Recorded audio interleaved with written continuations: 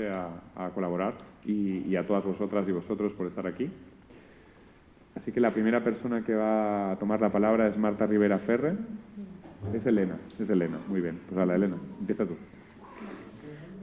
Yo me llamo Elena, soy astrofísica. Mi sueño desde pequeña era ser astrónoma, pero he abandonado la carrera científica y me he unido a la rebelión científica porque no encuentro otra salida.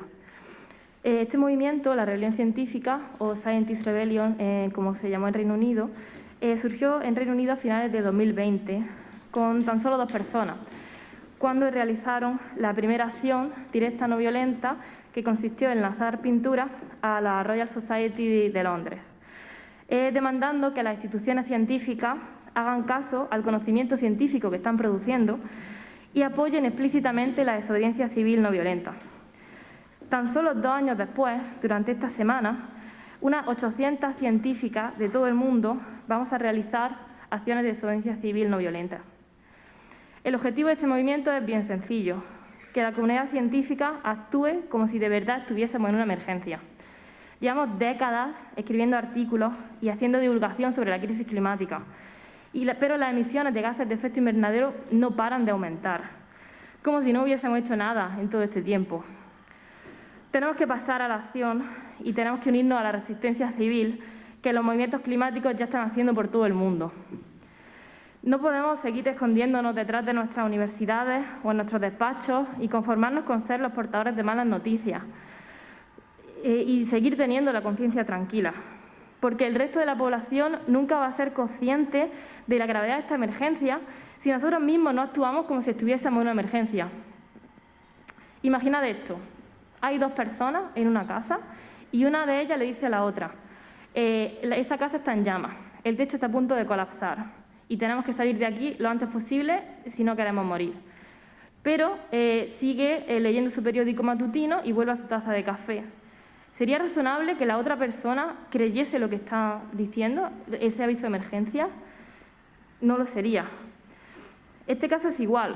Si la comunidad científica no pasa a la desobediencia civil, a arriesgar nuestra carrera o nuestra libertad, como ya lo está haciendo miles de personas, millones de personas del movimiento climático por todo el mundo, nadie se va a tomar en serio nuestros avisos de alerta roja y de catástrofe inminente. Además, tenemos una posición de privilegio y poder que nos da una responsabilidad extra para actuar. Y actuar como si estuviésemos en una emergencia, que en la emergencia en la que estamos, va a aumentar nuestra credibilidad, no al contrario. Y además, ¿qué sentido tiene seguir documentando la catástrofe climática al milímetro si nada está cambiando porque lo estamos haciendo, si nuestros avisos no están siendo escuchados? Por eso nació Scientist Rebellion, rebelión científica en España. Somos un grupo de acción directa no violenta y por eso hemos elegido la semana en la que se ha publicado el 6º informe del IPCC, del Grupo de Trabajo 3, para convocar una semana de movilizaciones de la comunidad científica por todo el mundo. Movilizaciones, tanto acciones directas no violentas como huelgas y ocupaciones en universidades. Ayer comenzaron las huelgas y las ocupaciones universitarias. Mientras hablo, mis compañeras en la Facultad de Granada siguen resistiendo, siguen en el encierro, han pasado toda la noche allí, porque con estas huelgas y ocupaciones estamos exigiendo a las autoridades académicas la inclusión en todos los grados y másteres de una asignatura transversal obligatoria sobre crisis climática, crisis energética y colapso ecosocial. Además, miles de científicas van a exigir acciones de emergencia a sus gobiernos por todo el mundo, en más de 25 países. Entre ellos tenemos en Europa Alemania, Francia, Inglaterra, Portugal, Italia, así hasta 11 países, contando España. Luego también tenemos Ecuador, Panamá, Colombia, 5 países en América Latina, Tanzania, República Democrática del Congo, Malawi y una decena de países en África, Estados Unidos y Australia. Estaremos haciendo acciones toda la semana, especialmente mañana, día 6 de abril, que será la mayor movilización de científicas de la historia, porque el objetivo de 1,5 grados ha fracasado, el Acuerdo de París ha fracasado y necesitamos una revolución climática. Paso la palabra a Marta. Lo que sí que me gustaría plantear aquí, ¿no?, es por qué quiero formar parte de esta semana de movilizaciones y por qué apoyo esta semana de movilizaciones, ¿no? Yo he participado en la elaboración de 3 informes del IPCC desde el año 2010, participé en el 5º informe, siempre de parte del grupo 2 de impactos, adaptación y vulnerabilidad al cambio climático. Participé en el informe de suelos que se publicó en el año 2019 y he participado en el 6º informe, el que se publicó, la segunda parte del 6º informe, que se publicó el 28 de febrero. Y realmente a lo largo de estos años, la sensación que tengo la podría resumir probablemente en 4 palabras, ¿no? La sensación que tengo y la necesidad de participar, ¿no? y de pasar a la acción.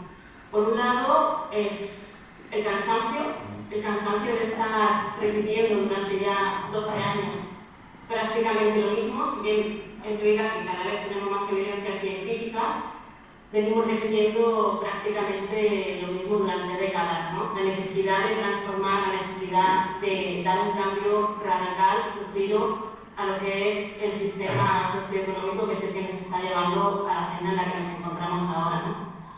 Por otro lado, la frustración de, efectivamente, ser muy claras también, ¿no?, en los mensajes, pero que realmente la acción política no está ni muchísimo menos a la altura, no está ni mucho menos donde debería estar para realmente dar un giro, dar un vuelco a la situación en la que nos estamos encontrando ahora, ¿no?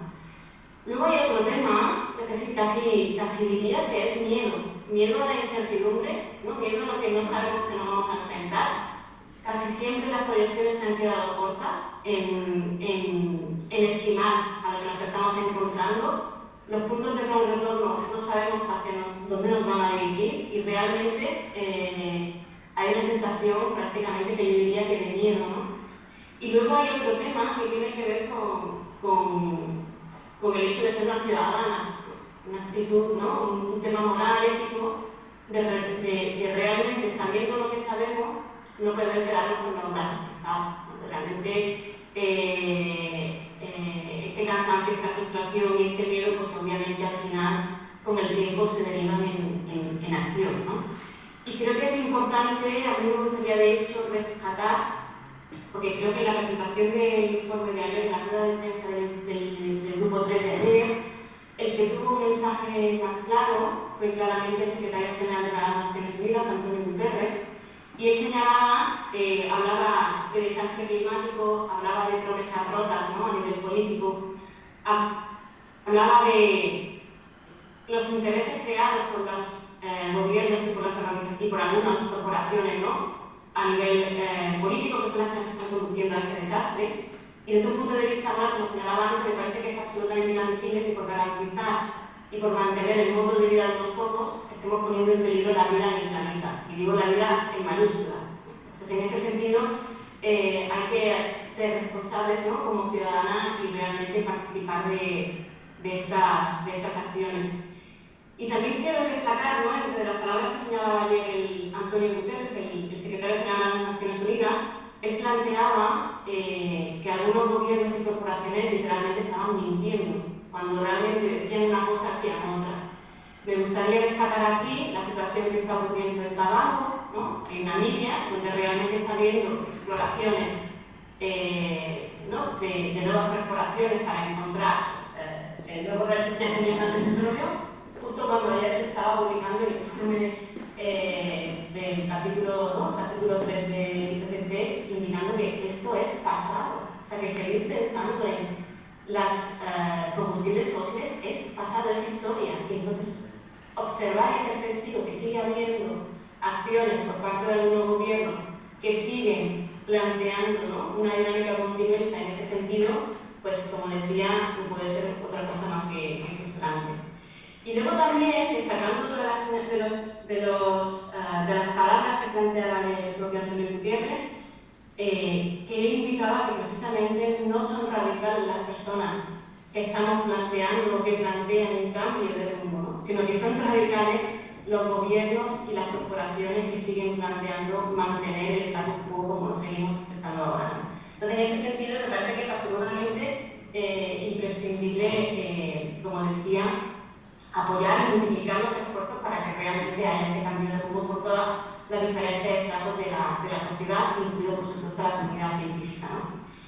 Y aquí obviamente también se señalaba ayer, también está en los informes del IPCC los movimientos de base, ¿no? Y la realidad científica es un movimiento de base, no pueden ser ignorados, realmente deben ser apoyados y deben ser realmente son una herramienta de transformación, una herramienta de cambio que efectivamente pues, son imprescindibles para liderar esta transformación radical que realmente es necesaria para poder conseguir no alcanzar los 2 grados porque el 1.5 ya hemos aumentado, ¿no? Bueno, pues eso es lo que quería trasladar y compartir con vosotros. Muchas gracias y doy la palabra, me parece que es a Juan o a Fernando, ¿no? Buenos días. Es un placer estar aquí, porque es una obligación, así que es la oportunidad para cumplir, un poco como decía Marta, con lo que es una responsabilidad cívica. Soy Fernando Valladares, científico del CSIC, profesor de Ecología de la Universidad Rey Juan Carlos, y he participado en numerosas ocasiones con documentación de acompañamiento y de trabajo para los distintos grupos que van alimentando el IPCC en los informes en el 3, en el 4, etcétera. Y mi investigación siempre ha tenido que ver con los impactos del cambio climático en los sistemas naturales y en los sistemas relacionados con el ser humano. En estos minutos me he propuesto ser bastante breve en un formato 9+3+2. 9 ejemplos de cosas que se han maquillado por la política oscureciendo el mensaje científico, 3 exigencias y un par de razones de por qué estamos aquí. Ejemplos. Básicamente, os podéis imaginar que un documento de 3.000 páginas, que es el informe del IPCC, el informe completo, es difícil de resumir, es difícil de gestionar. Y ayer estuvimos haciendo maratones para contrastar versiones anteriores, para ver un poco cómo estaba ese informe completo, y nos centramos sobre todo en el resumen para los gestores.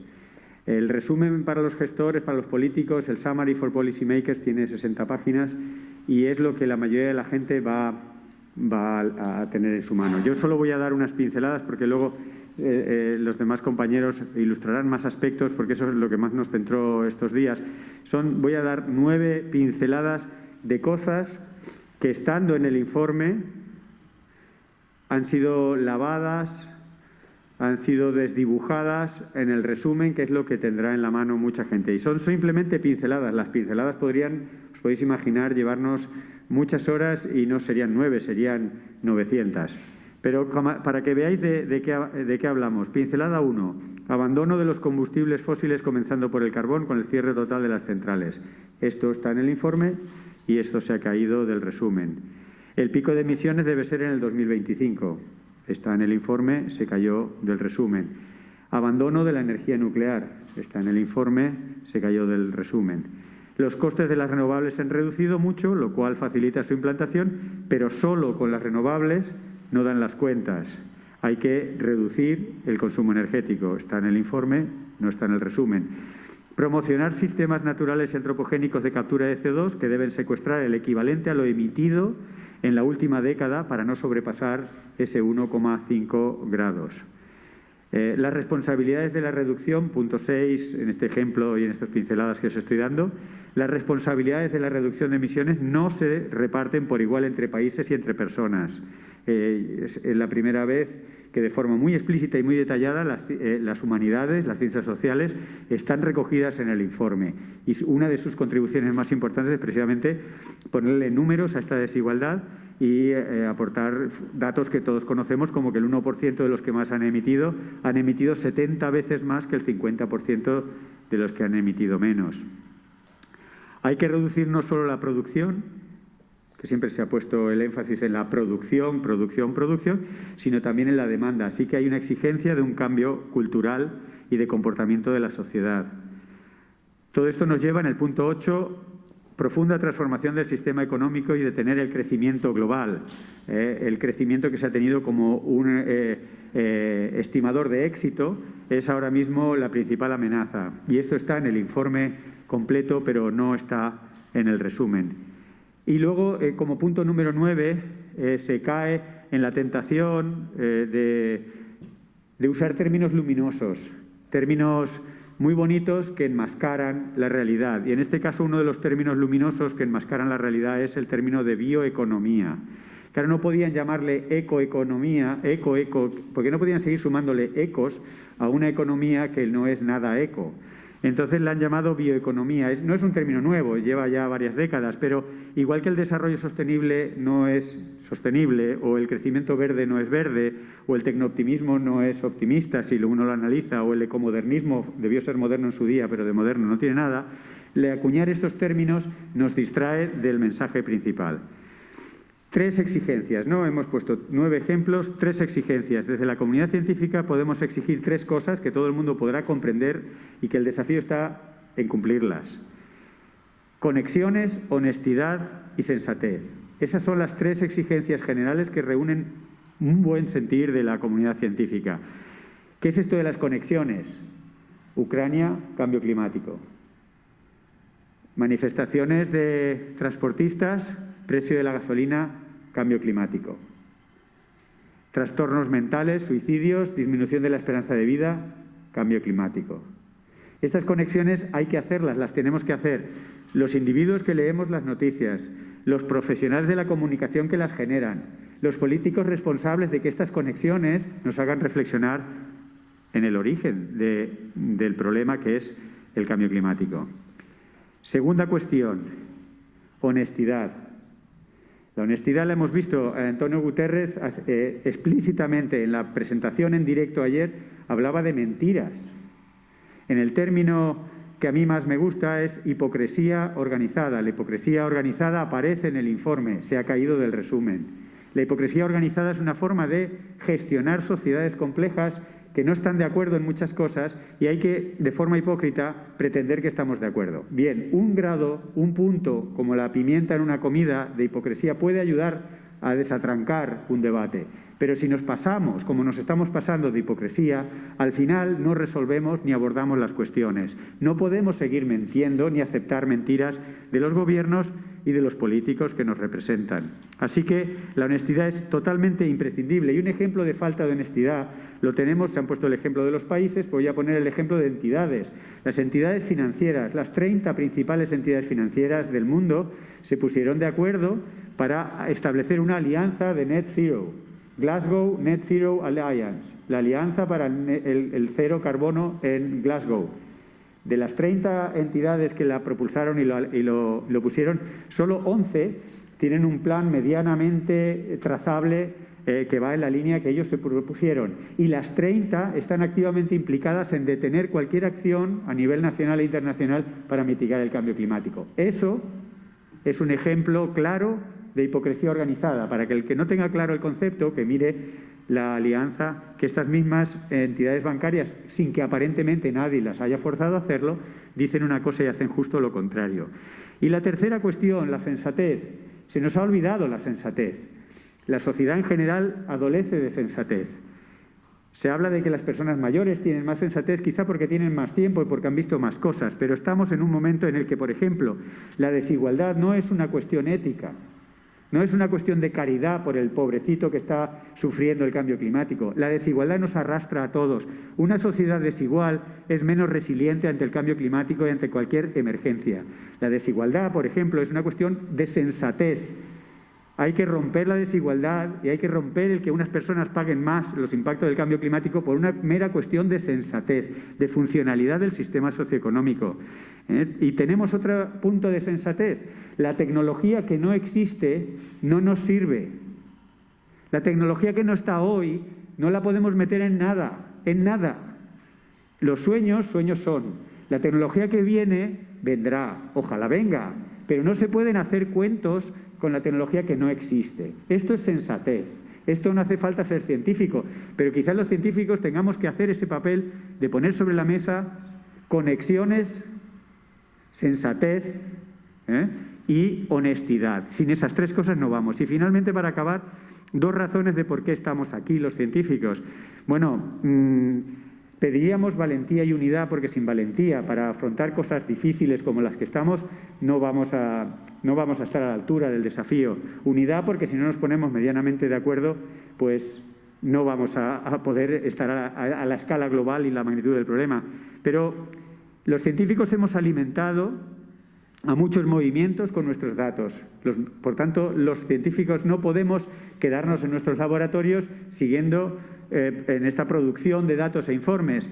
Tenemos que mostrar a la sociedad, no solo que estos jóvenes sobre todo, pero todos estos movimientos que hemos visto en los últimos 3-4 años inundando la actualidad, que no es un sector de inconformistas o antisistemas o como se les quiera catalogar, que es un colectivo que está bebiendo directamente de las fuentes de la ciencia. Y si la sociedad respeta la ciencia, tiene que respetar a aquellos que, empleando el mensaje de la ciencia, comprometen su trabajo y comprometen su futuro y se arriesgan con gran incertidumbre a qué va a pasar con ellos mañana y pasado. Así que los científicos no podíamos no estar. Era cuestión de tiempo que estuviéramos y hemos decidido por fin salir de el confort de nuestros laboratorios para hablar lo que haya que hablar. Básicamente reclamando sensatez, honestidad y conexiones. Gracias. Siguen tratando de retrasar la acción cuando ya no tenemos tiempo. Todo esto nos sitúa en la obligación moral de actuar, de pasar a la desobediencia civil. La acción directa no violenta ha sido históricamente un mecanismo de avance social y de conquista de derechos. Nos encontramos ante una emergencia sanitaria, climática y energética. También ahora nos asomamos a las puertas de una gran crisis alimentaria. Ante esta multiplicidad de crisis, ante este panorama, y a pesar de las advertencias, cada vez más altas y más claras, los gobiernos están siendo terriblemente tibios, incapaces de enfrentar a los poderes económicos que buscan su beneficio a corto plazo, su autopreservación, cueste lo que cueste, aunque sea la propia vida la que está en juego. ¿Qué esperan estos poderes económicos? ¿Que no nos organicemos? ¿Que no haya una respuesta conjunta? Es necesaria una alianza entre la ciencia, el activismo de la sociedad civil y los medios de comunicación. Urge contar la realidad mejor para poder reaccionar a tiempo. Urge actuar desde todos los estamentos para que se entienda la situación de urgencia que enfrentamos. Tenemos que abandonar los combustibles fósiles antes de que ellos nos abandonen a nosotros, porque además del problema climático que se comenta con muchísima claridad en este informe del IPCC, aunque desde mi punto de vista sigue quedándose corto, el problema energético es como mínimo igual de grave. Nos enfrentamos a una situación en la que diferentes crisis se van a ir interrelacionando y se van a ir entrelazando, situándonos en lo que se podría definir como una crisis de civilización. Ante esta situación es imprescindible que, como ha comentado ya Fernando, esta solución posible pase por una redistribución radical de la riqueza. No se puede atajar la crisis climática y la crisis energética si no se hace con propuestas que atajen este tremendo problema que es la desigualdad económica. Vivimos en un mundo en el que las 10 personas más ricas doblaron su patrimonio en los últimos 2 años durante la pandemia, mientras el 99% de la sociedad perdía poder adquisitivo. No habrá transición, por tanto, que se sostenga sin justicia social. Hay que atajar esta triple emergencia coordinadamente: crisis energética, crisis ecológica y de desigualdad económica. Y ante todo esto, muchas de las propuestas que leíamos ayer en el informe pecan de pensamiento mágico. Es decir, literalmente en el informe de vanguardia de la comunidad científica se han retirado algunas de las asunciones de las propuestas más valientes, como que hay que cerrar las plantas de gas y carbón en 10 años, que es algo que estaba en el resumen y que de repente ha desaparecido, y que lo que no ha desaparecido es la fe en que las tecnologías de captura y secuestro de carbono, las tecnologías que no existen, como comentaba Fernando, nos van a rescatar mágicamente de esta situación, porque es lo que al establishment, a los poderes económicos, les conviene para seguir marcándose plazos largos. Que en 2050 algo haremos, que si emisiones netas cero. No, lo que hay que hacer es actuar ya y ahora porque no hay tiempo. Y aquí estoy justamente por eso, porque el capítulo 3 del IPCC, que se publicó ayer, no es un capítulo de climatología, sino de organización sistémica, o sea que el problema es humano del cambio climático. No, el clima no tiene problemas, es la humanidad que en su forma de organizarse, y no la humanidad, sino una determinada parte de la humanidad ha generado este problema. Con lo cual, desde mi disciplina, lo que hacemos es estudiar las causas y las soluciones mediante transformaciones. Y esto es el objetivo del capítulo 3. Y estoy aquí porque lo que se filtró en agosto pasado, lo que el colectivo Scientist Rebellion filtró, era el borrador de la versión que vais a poder leer, de la versión oficial. Y en este borrador se filtró porque había cosas muy importantes y se pensaban que no iban a pasar la barrera, las tijeras de las negociaciones diplomáticas posteriores. Y aquí estoy hoy para decir lo que han quitado del informe que estáis leyendo ahora. Han quitado lo que llamamos la verdad que más molesta, que es lo que hemos publicado ese verano en La Vanguardia. Eran 2 puntos: las causas del cambio climático y el horizonte de soluciones, las posibilidades de revertirlo. La causa es una causa central, y así lo decía el borrador filtrado, y lo voy a leer para que, como se ha cortado, que quede para los medios. Y cualquier medio con la responsabilidad, la sensatez y el compromiso ciudadano que han descrito mis compañeros lo podrá retomar y restituir. Y leo la frase: la interacción entre poder, política y economía es central para explicar por qué los compromisos no se traducen en acción urgente. O sea que la inacción climática, que llevamos décadas viendo cumbre tras cumbre, no es inacción climática, es acción frenética de los grupos de intereses económicos. Y esto se ha quitado del sumario que se ha publicado ayer. Entonces, para contar la realidad mejor del cambio climático, tenemos que, creo, dejar de hablar de cambio climático, sino de quienes cambian el clima, quienes actúan para fabricar inacción climática.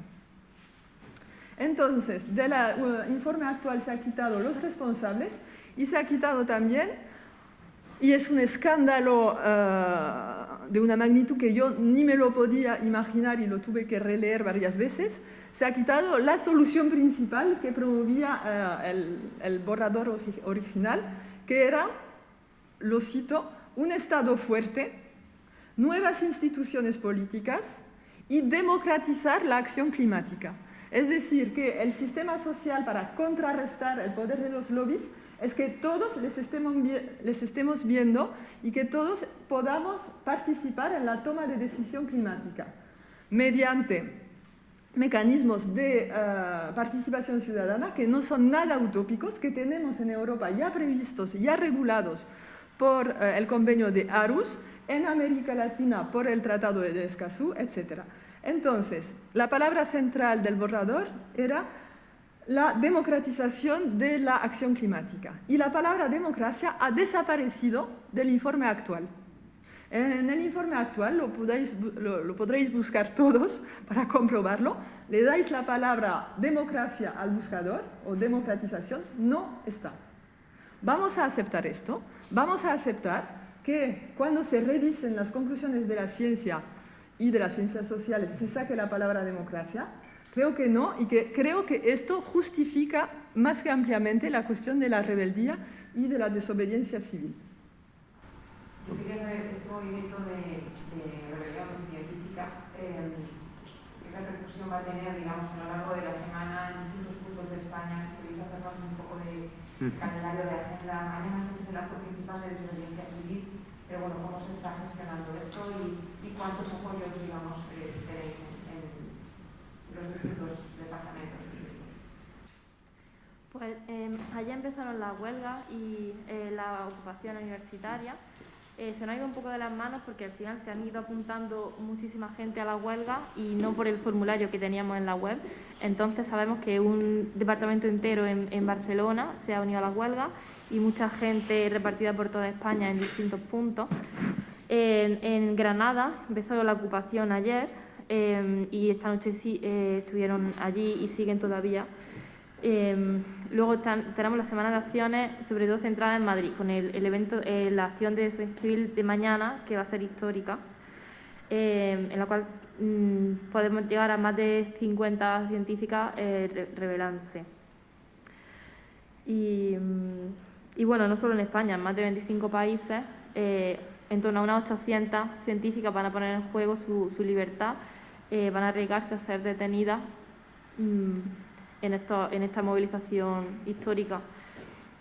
Es que lo que quería decir es que hay las acciones de desobediencia civil, de huelga, que son claramente acciones de protesta y de alto compromiso de la comunidad científica, y también hay una acción de organización de una asamblea en la calle, una asamblea de participación de la gente en la comprensión de lo que dice la ciencia, porque si lo entienden los políticos, con perdón, lo va a entender la gente también, porque es gente, que todos somos gente, y que la rebelión científica, eso culmina la semana de rebelión científica, me interrumpes, sí, el 9. Porque no es una rebelión científica, la rebelión no es científica, o sea que la desobediencia civil la vamos a tener que hacer todos, desde la ciudadanía, desde lo que decía Marta Rivera también, como ciudadanos. Y no es una utopía, funciona si se utiliza bien. Hay una asamblea climática ciudadana ahora mismo en España organizada por el gobierno. ¿Quién lo sabe?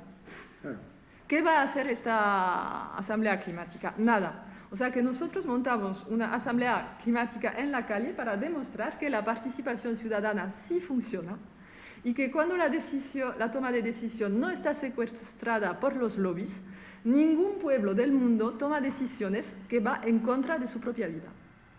No hay suicidio colectivo en la historia, yo soy historiadora, no hay suicidio colectivo programado de una civilización de esta manera. O sea que la lucha más eficaz contra los lobbies no solo es leyes para regular los lobbies, sino también que la propia toma de decisión no esté captada por ellos. Por eso lo de la Asamblea Ciudadana quería decir que es la manera de abrir la rebelión a la gente. Perdón.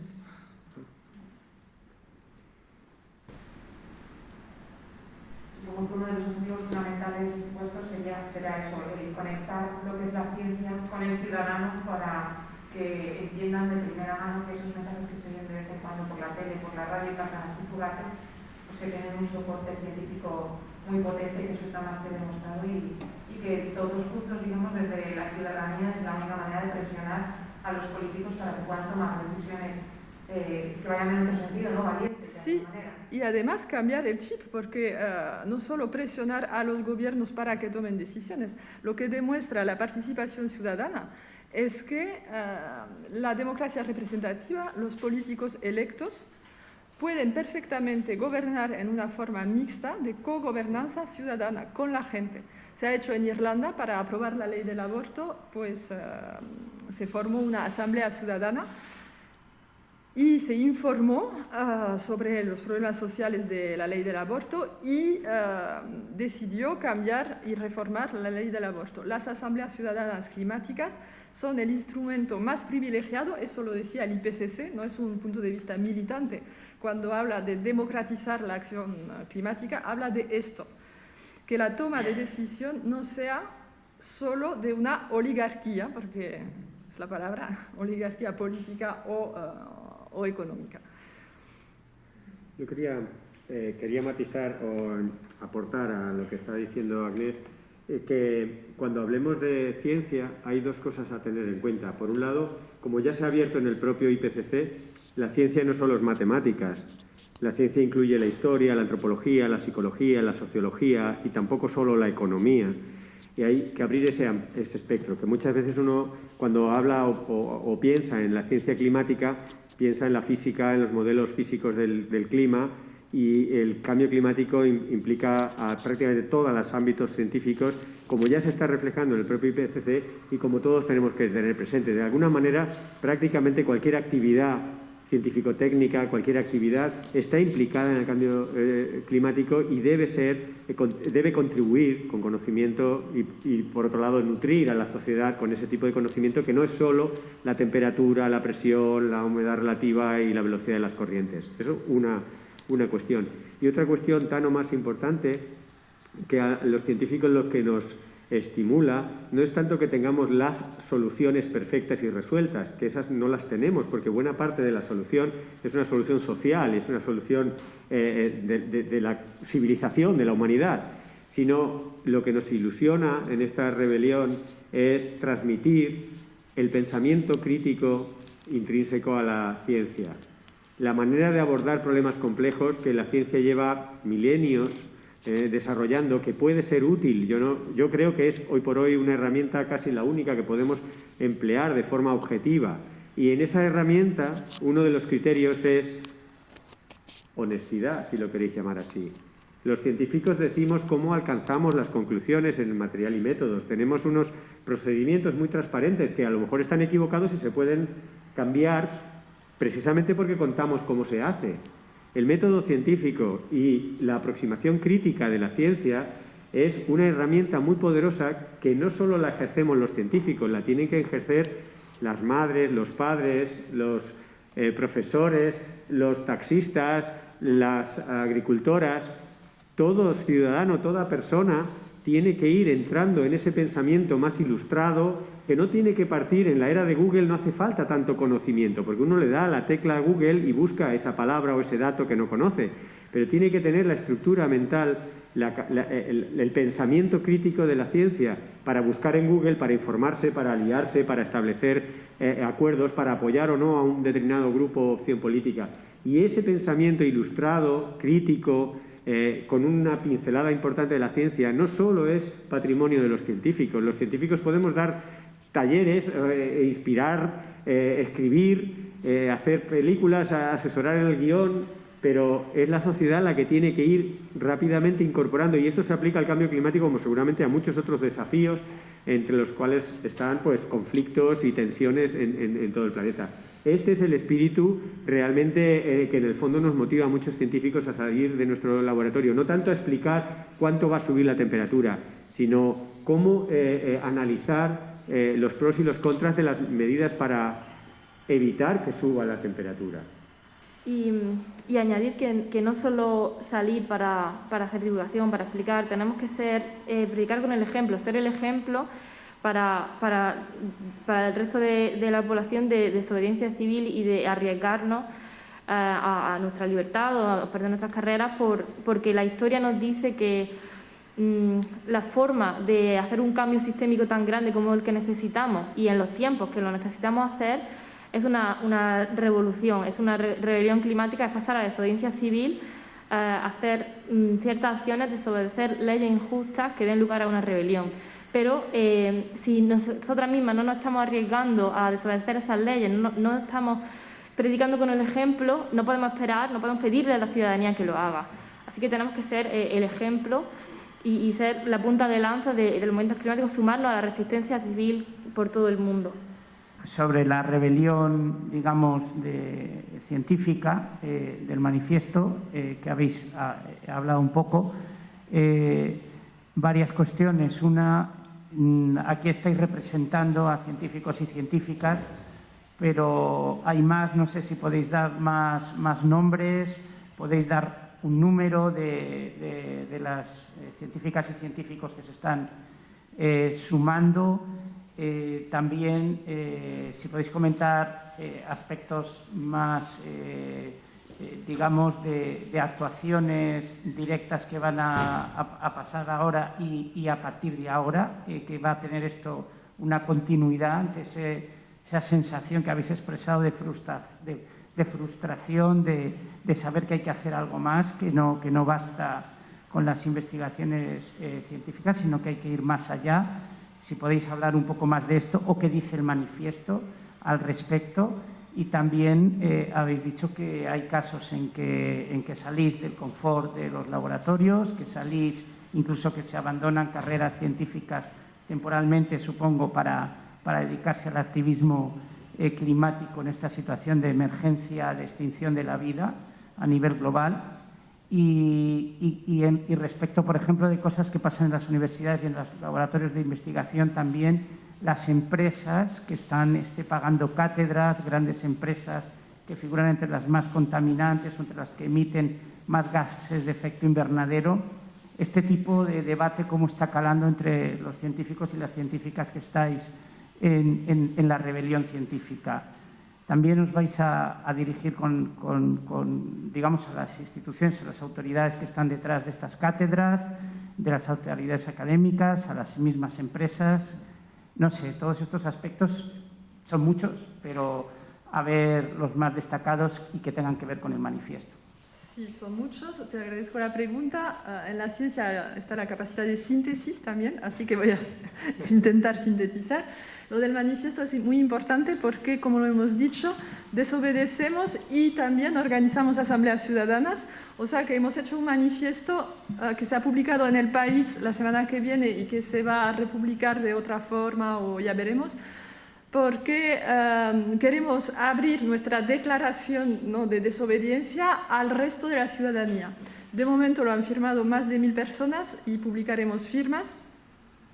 Y nos dirigimos a todos, nos dirigimos también a la gente que está frenéticamente activa de los lobbies, porque ellos se levantan por la mañana y saben lo que están haciendo. O sea que los que tienen que desobedecer también son ellos, ya que la inacción climática no existe, sino que se fabrica a partir de mucha acción antitransformativa. Luego lo que el manifiesto plasma es esto y sobre todo la apertura de la comunidad científica al resto de la comunidad social.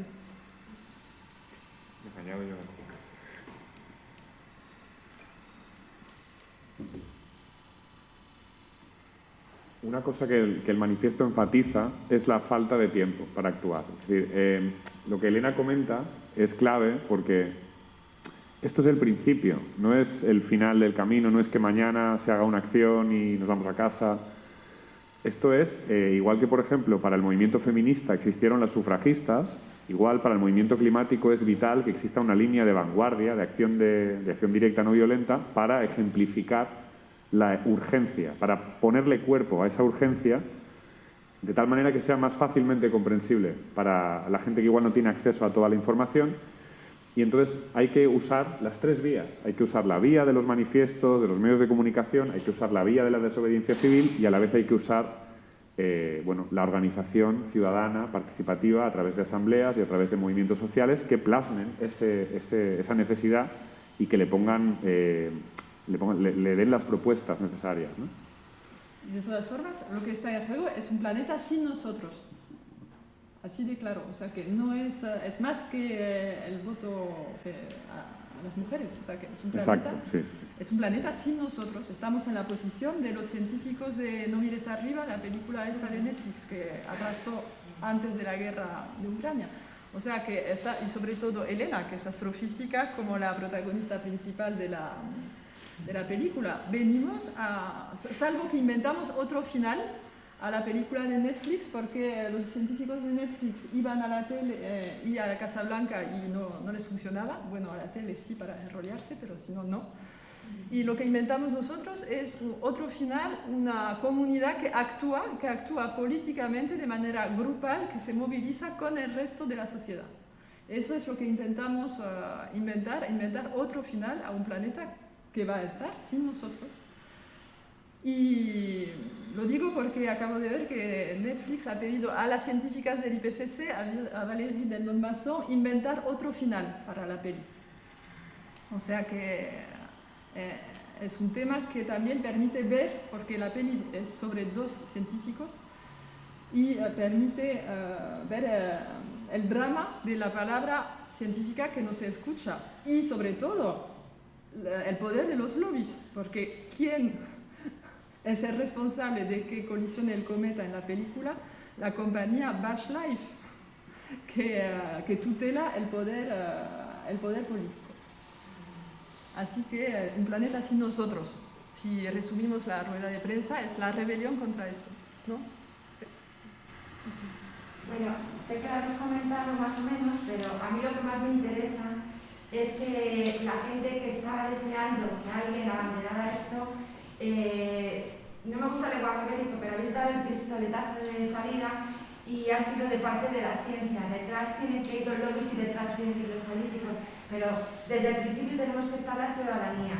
Hay muchos activistas en toda España, sobre todo en zonas rurales también hay muchísimos colectivos, empieza a haber mucha gente que está deseando hacer algo eficaz, efectivo, de verdad. Entonces, aunque habéis dicho lo de las asambleas, me imagino que habrá muchas en el tiempo, que esto nada más que acaba de empezar. Estáis hablando, me estaba imaginando un nuevo 15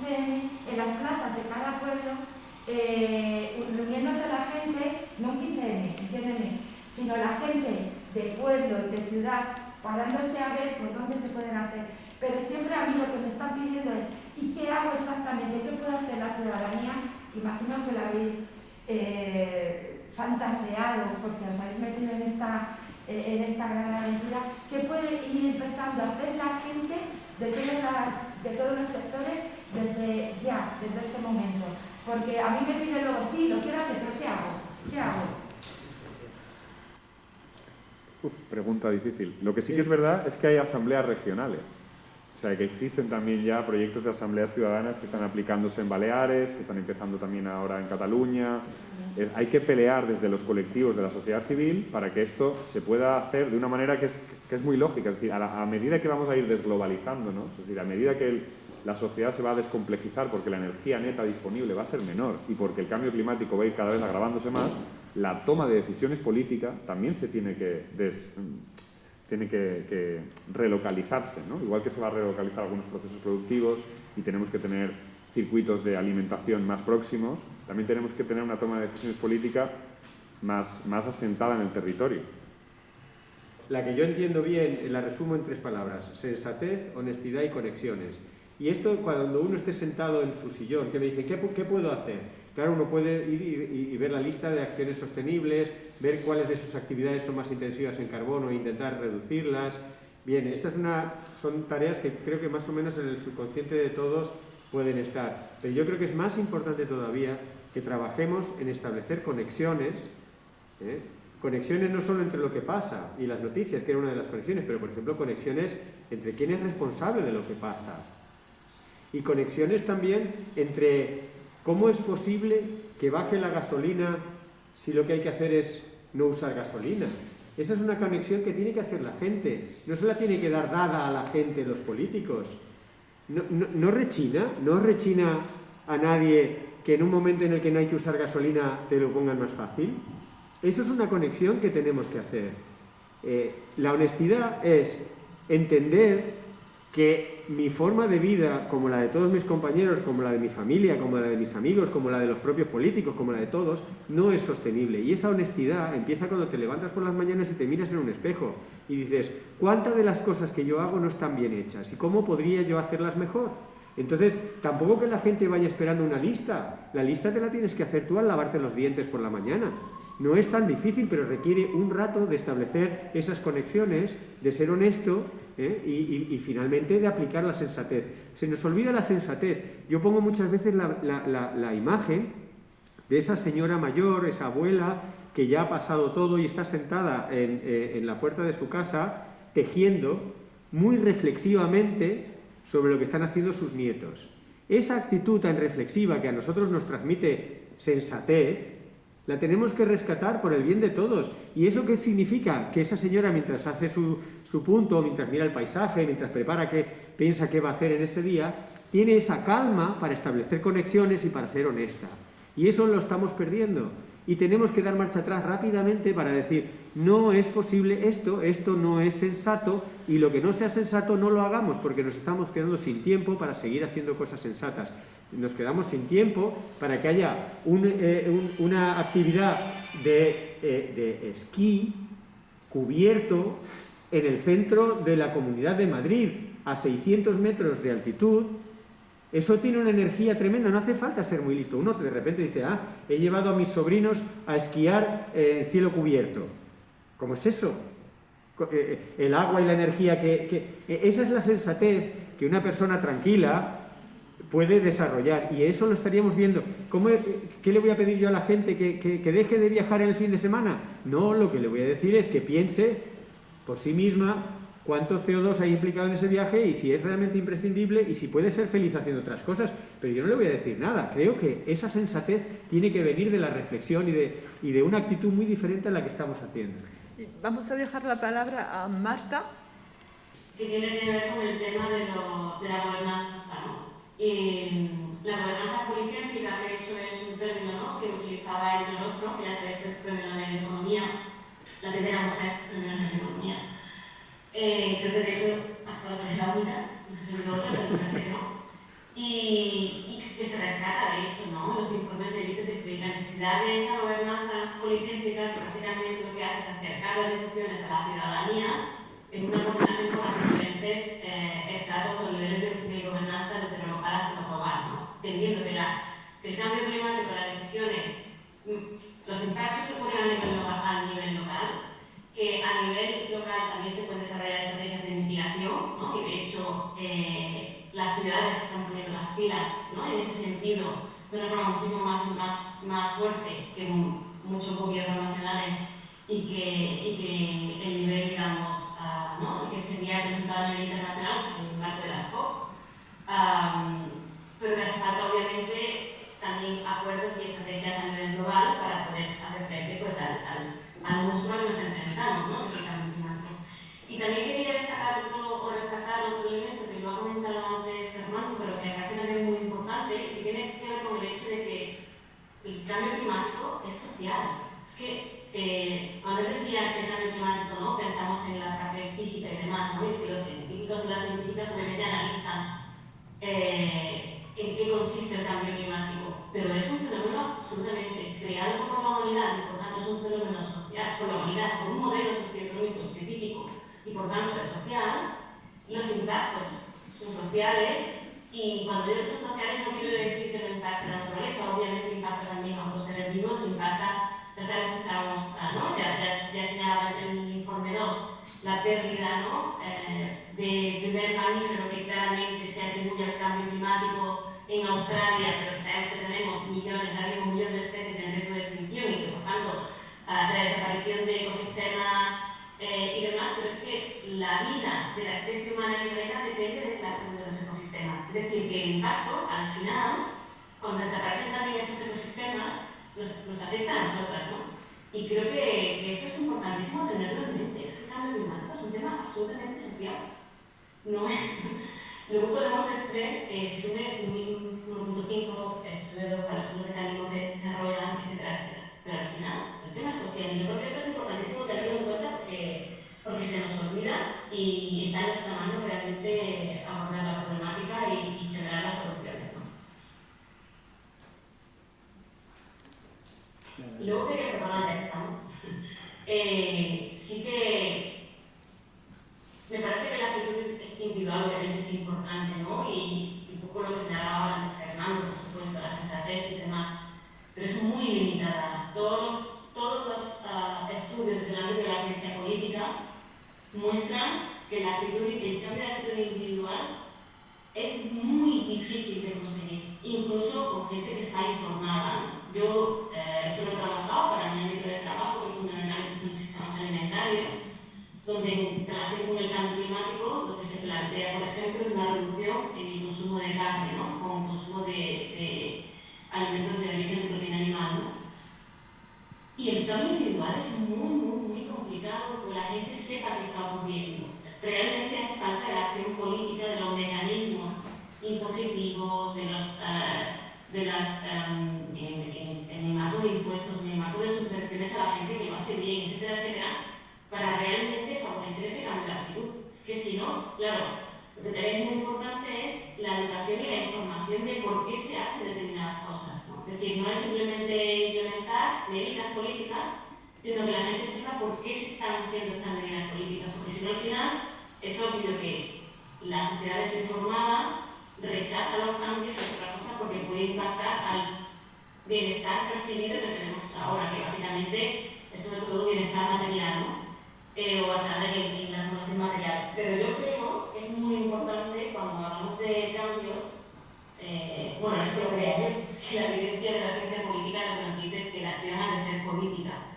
Obviamente, la acción individual es importante, en mi caso, por ejemplo, en el caso de las personas informadas, por un tema de coherencia, pero sin acción política no hay transformación. Sí, exactamente eso. Sin acción política no hay transformación y como acción política no está habiendo por parte de los políticos, tenemos que actuar nosotras políticamente. Por eso yo a las personas que quieren hacer algo lo que les diría es que se unan a la rebelión. Rebelión Científica, nos pueden encontrar por redes como Scientist Rebellion o escribirnos al correo rebelioncientifica@protonmail.com. También Extinction Rebellion, nos pueden encontrar en redes como ESX Rebellion. y pueden formar nuevos grupos. Lo que sabemos que no funciona ya es solo acción individual o recoger firmas o manifestaciones convocadas. Lo que funciona históricamente es la desobediencia civil no violenta. Así que animamos a todo el mundo a que se una a la rebelión, tanto la científica como Extinction Rebellion o cualquier otro movimiento que esté actuando como en la emergencia en la que estamos. Bueno, quería saber si la revolución científica va a llevar también, por ejemplo, pues a denunciar temas, por ejemplo, los big polluters en España. Ese Repsol, por ejemplo, sigue anunciando que está abriendo nuevos pozos ahora mismo en Noruega, y esto parece que contrasta bastante también pues, con las cátedras universitarias que tiene, ¿no? También estamos viendo, por ejemplo, que el Teatro Real, por ejemplo, en España todavía sigue financiado por empresas bastante contaminantes, etcétera. Entonces parece si habría esa derivada también de esta semana de la rebelión, ¿no?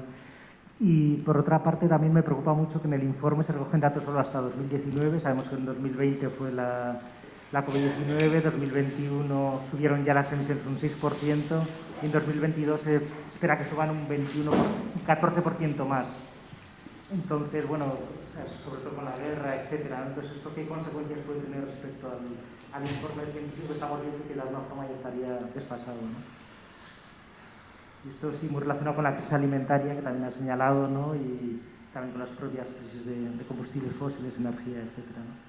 Sí, yo por responder a una parte, si no recuerdo mal, leí ayer que todos los estudios que se analizan en el informe del IPCC, la fecha tope es octubre de 2021.